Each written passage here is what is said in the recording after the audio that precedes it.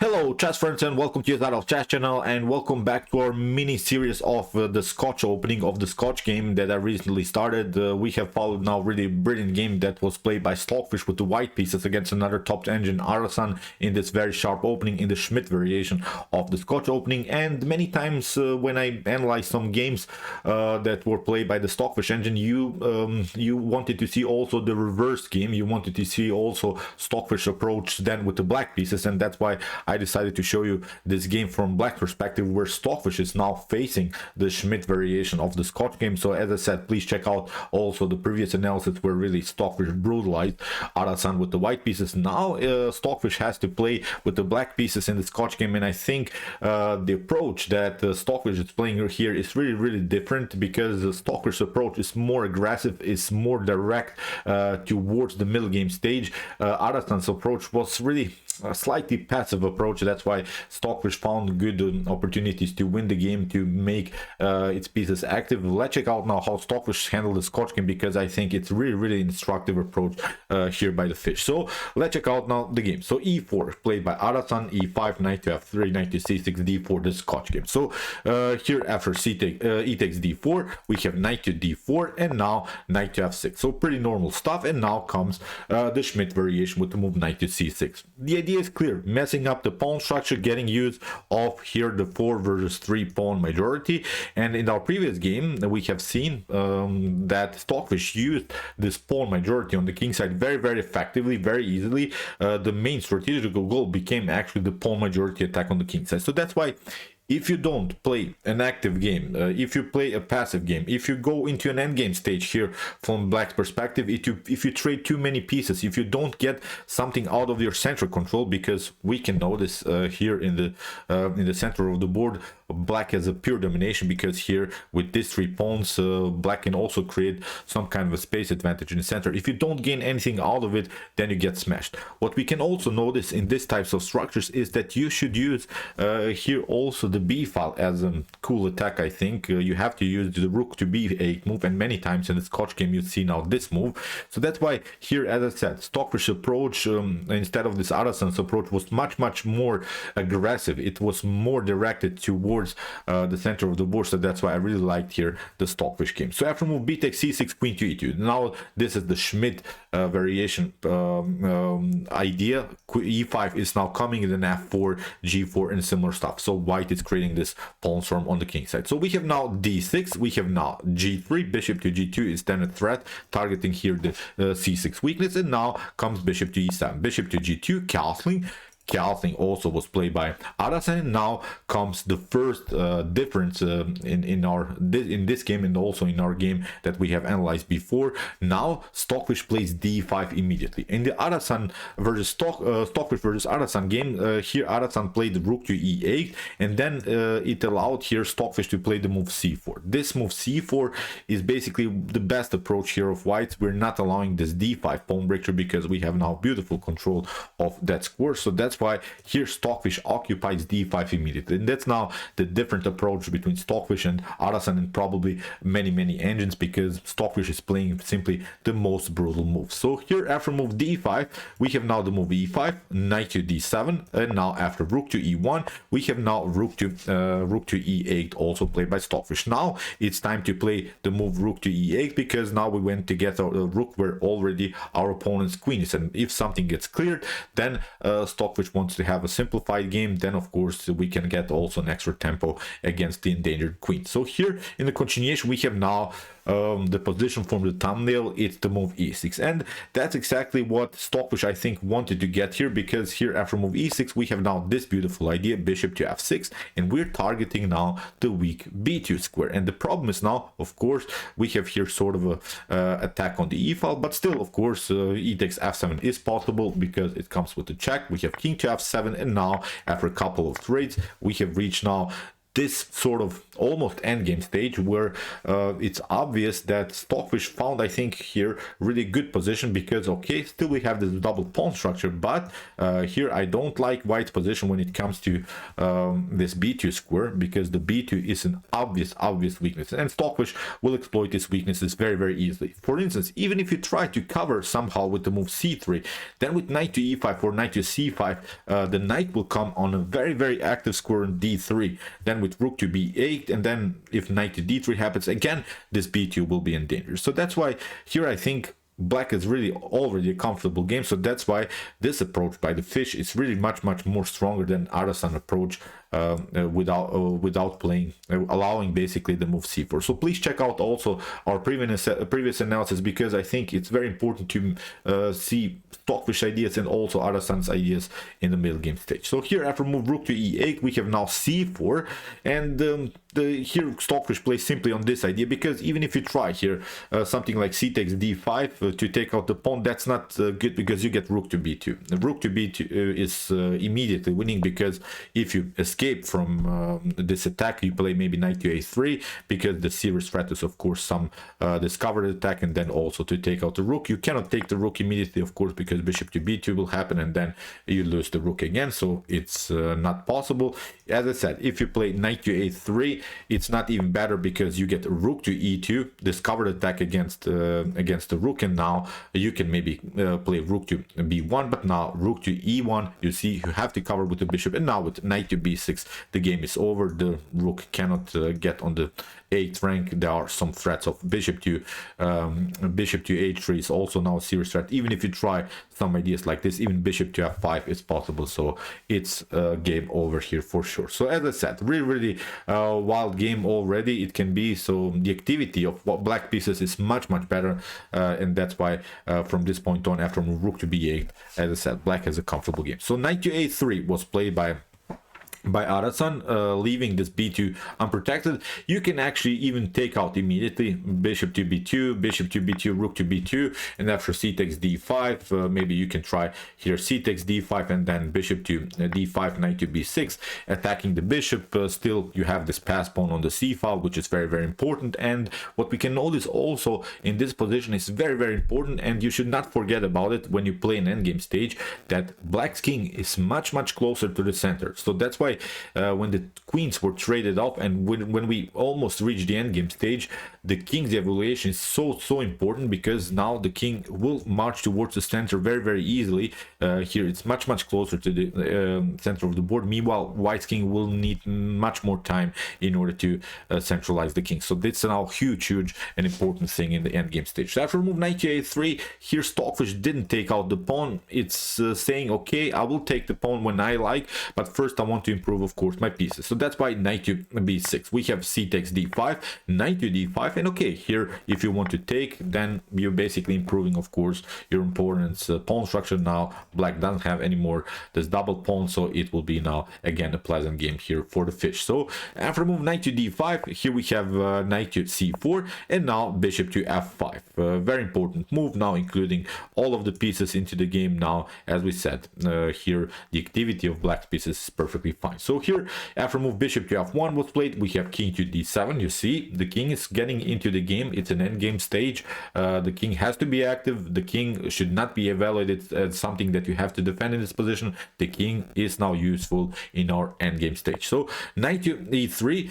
Again, Stockfish makes, I think, a beautiful choice. Many of us, I think, would take knight takes e3, bishop to e3, then rook to b2. Is still much better here for black. Black has really dominant position, but again, Stockfish didn't want to simplify the game so early. So that's why here after move knight to e3, Stockfish simply improves the piece. Bishop to e6. We have now knight to c4 again, and now knight to b6. What Stockfish is hoping for is that white takes, of course, knight takes b6, and then after after c takes b6 we would then have this improved pawn structure, and we could use now this 3 versus 2 situation on the queen side.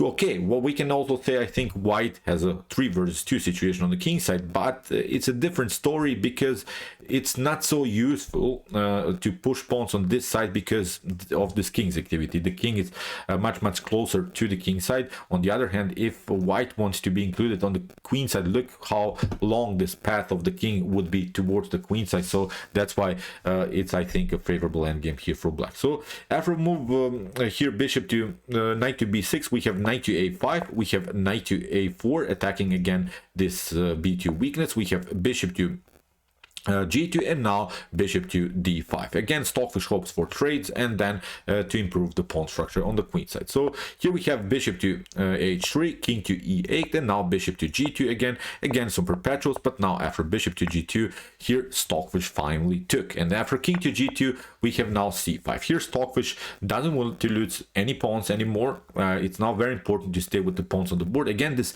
b2 pawn cannot be protected. It's simply too much pressure around the square. We have rook to b1, and now a beautiful move, knight to c3. You cannot take, of course, because of the activity on the b file. So we have now rook to a1, and now knight to e2. So you see, black's pieces are much more active. It's not maybe sort of a complex game now anymore, but Stockfish is using these pieces very cool.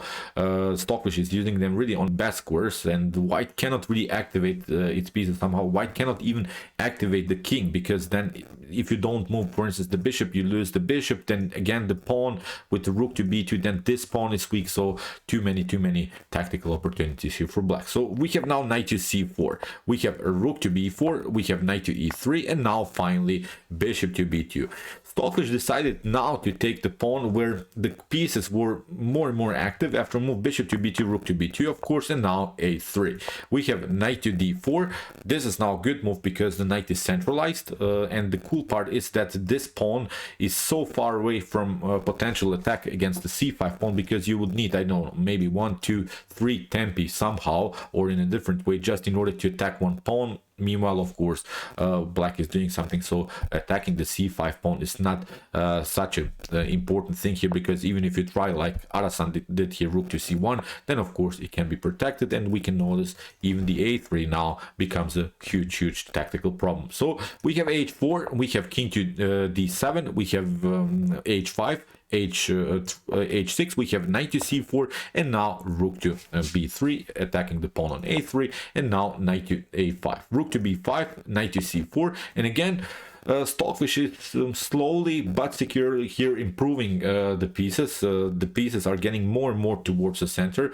Maybe it's not so easy to win these endgames, but in every move Stockfish just improves the position more and more. We have to, I think, agree, because the activity again is simply much better. So we have rook to e1, we have king to d5. Look at this king, it's already on a very pleasant place. We have knight to e3, and now huge choice here by Stockfish, rook king to e4, getting in front of the rook. Okay, you will have some discoveries, but not really good one. Even if you try some ideas, will simply improve our king towards the third rank. When the king, for instance, is on the third rank, then it's almost game over here for white. So that's why king to e4, beautiful maneuver. So we have rook to c1, rook to a5, rook to c3, and now again sort of an idea to liberate the rook a little bit, because okay, we have the c5 weakness, but now with king to d4, this king could be very annoying here to handle. So that's why knight to d1, we have king to d4, we have rook to e3, and now rook to a6, at protecting, of course, the knight on e6. We have king to f1, king to d6, now again c4. So see, with every move something is going to happen here.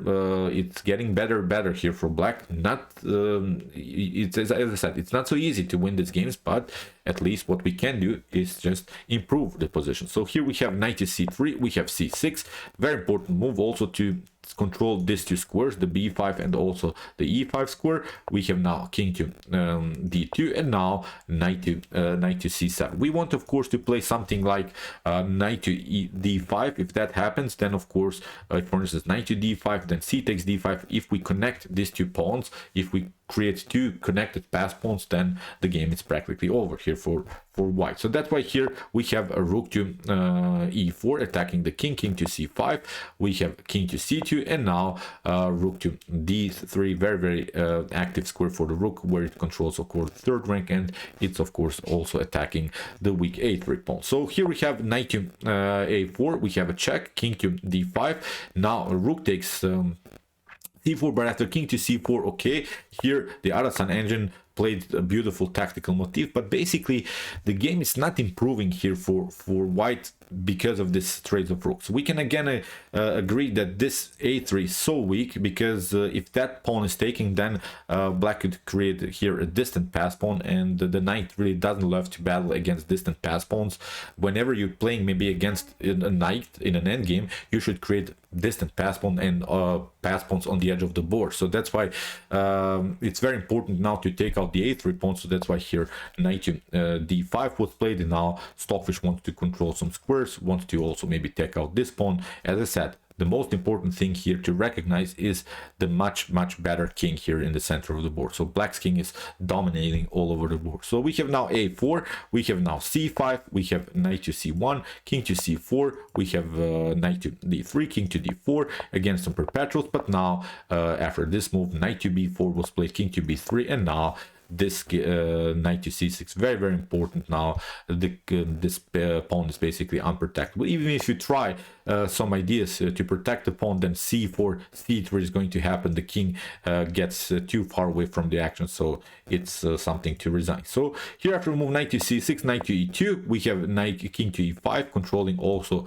the f4 square. We want to of course put our king where we're controlling the activity of the knight. We have now king to c4, and now king to d6. We have king to d3, and finally knight to a5. From this point on, it's a completely winning endgame here for black because of this distant pass pawn on the a file. So we have here now king to e4, knight to c6, f4, and now king to e6. Many king moves were played. I hope we can agree here by black, but that's exactly how you should play an endgame with king pawns and knights, especially when the game is so simplified. Then the king is really the most important piece in an endgame stage. Centralization of the king, king activity, placing the king in an opposition like this, very important. Creating pass pawns, very important. So here Stockfish applied the basic principles of chess endgame. So here we have g4 by Arasan. Arasan is trying to create again a pass pawn, but as we said,